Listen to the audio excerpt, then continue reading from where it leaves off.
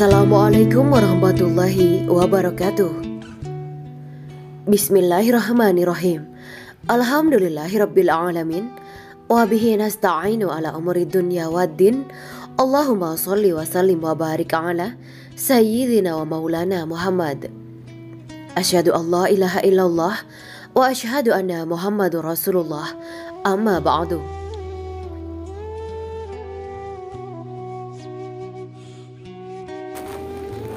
Lima fakta malaikat pencabut nyawa yang jarang diketahui. Malaikat pencabut nyawa bernama Israil adalah makhluk Allah yang terakhir dimatikan pada hari kiamat. Malaikat pencabut nyawa merupakan salah satu dari 10 malaikat yang wajib diketahui. Berbeda dengan manusia, para malaikat diciptakan oleh Allah dari nur atau cahaya. Selain itu, mereka juga diberikan tugas yang berbeda-beda. Seperti malaikat Jibril yang bertugas menyampaikan wahyu, malaikat Mikail yang membagikan rizki, hingga malaikat Israil yang bertugas mencabut nyawa setiap makhluk. Dari sekian banyak malaikat yang diciptakan oleh Allah Subhanahu wa Ta'ala, malaikat Israil memiliki beberapa fakta menarik yang jarang diketahui. Berikut beberapa fakta malaikat pencabut nyawa yang jarang diketahui. 1. Makhluk terakhir yang dimatikan pada hari kiamat. Hari kiamat merupakan peristiwa kehancuran alam semesta beserta seluruh isinya. Di hari kiamat nanti malaikat Israil menjadi makhluk terakhir yang hidup.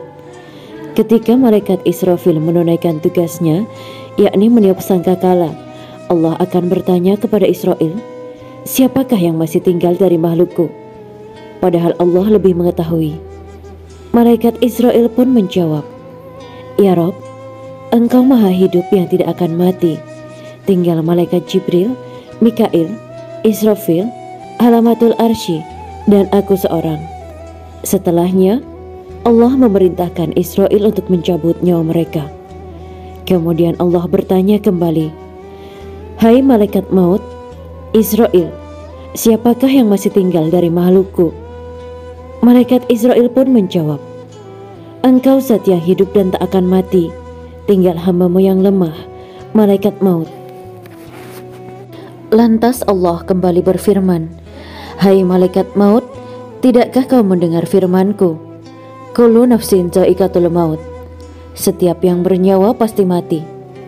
Aku jadikan ini untuk tugasmu itu. Dan kini, matilah engkau."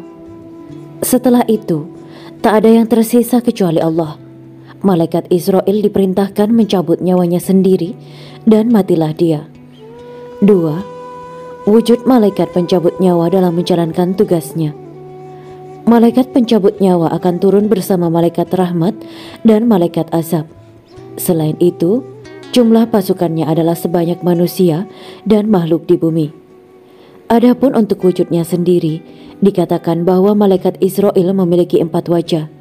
Masing-masing adalah satu wajah di kepala untuk mengambil nyawa para nabi, wajah di muka untuk mencabut nyawa orang mukmin, wajah di punggung untuk mengambil nyawa orang kafir, serta nyawa di telapak kakinya untuk mencabut nyawa seluruh jin. 3. Dijuluki malaikat maut.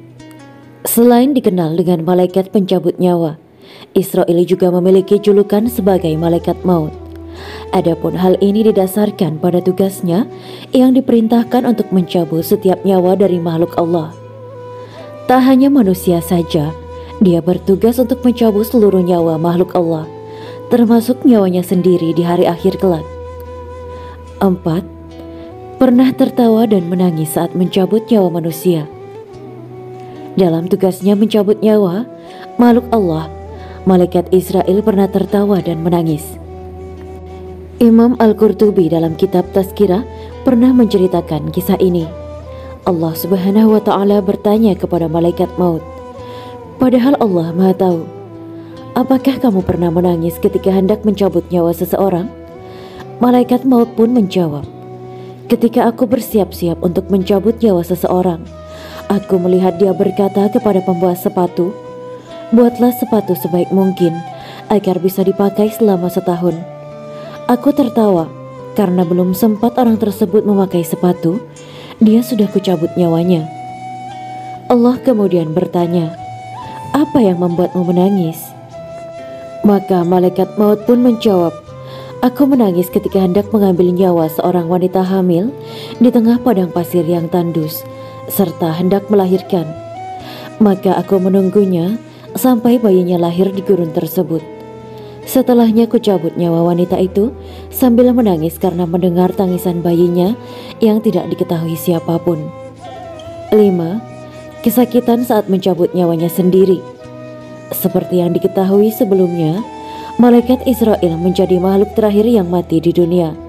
Saat itu, malaikat maut diperintahkan untuk mencabut nyawanya sendiri. Ketika mulai mencabut rohnya, Israel kesakitan dan menjerit sangat kencang.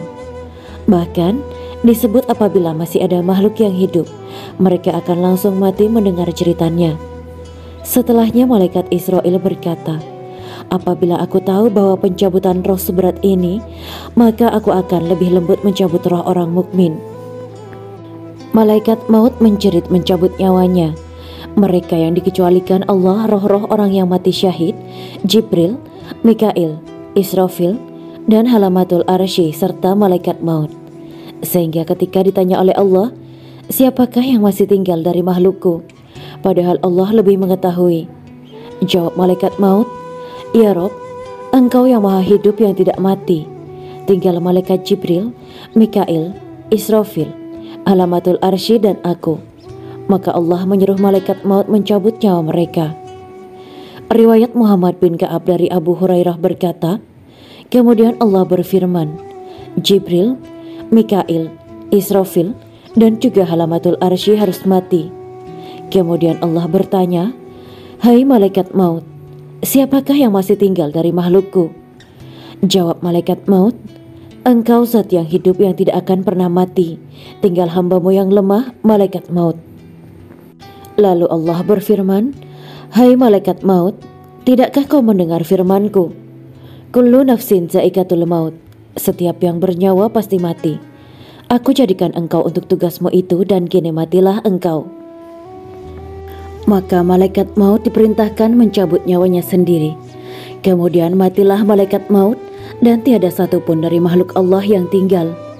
Kemudian Allah berfirman kepada dunia yang rendah ini, "Di manakah raja-raja dan putra-putra raja? Di manakah pembesar-pembesar dan putra-putra pembesar yang makan rizkiku tetapi menyembah selainku?" Kemudian Allah berfirman, "Limanil mulkil yaum, lillahil wahidil qahar." Siapakah yang mempunyai hak pilih pada hari ini? Pertanyaan ini tidak ada yang dapat menjawab. Maka Allah sendiri yang menjawabnya. Hanya bagi Allah yang tunggal dan berkuasa atas segala sesuatu. Kemudian Allah menyuruh langit menurunkan hujan bagaikan air mani lelaki selama 40 hari.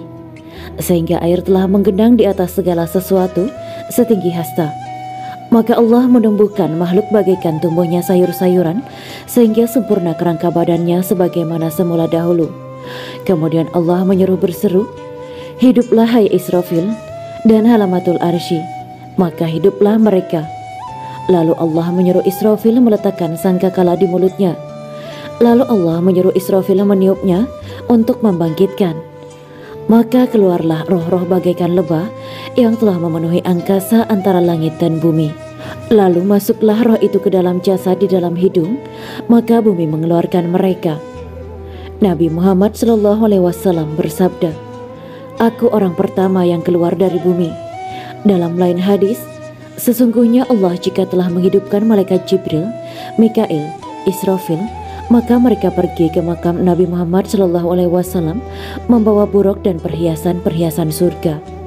Maka terbuka bumi untuk baginda Rasulullah yang ketika melihat Jibril segera bertanya, "Ya Jibril, bagaimana umatku? Apakah yang diperbuat oleh Allah terhadap umatku?" Jawab Jibril, "Terimalah kabar gembira, karena engkau yang pertama keluar dari bumi." Kemudian Allah menyuruh Israfil meniup sangkakala. Tiba-tiba serentaklah mereka bangkit melihat keadaan yang ada.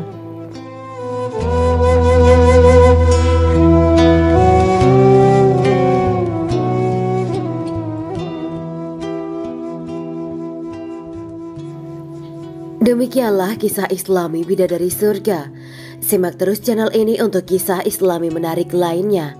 Terima kasih para sahabat bidadari surga yang dirahmati Allah. Semoga diberi kesehatan dan diberkahkan segalanya. Juga dibahagiakan hidupnya di dunia dan di akhirat kelak oleh Allah Subhanahu wa Ta'ala. Amin ya mujibas sa'ilin. Wa akhiran, wabillahi taufiq wal hidayah. Wassalamualaikum warahmatullahi wabarakatuh.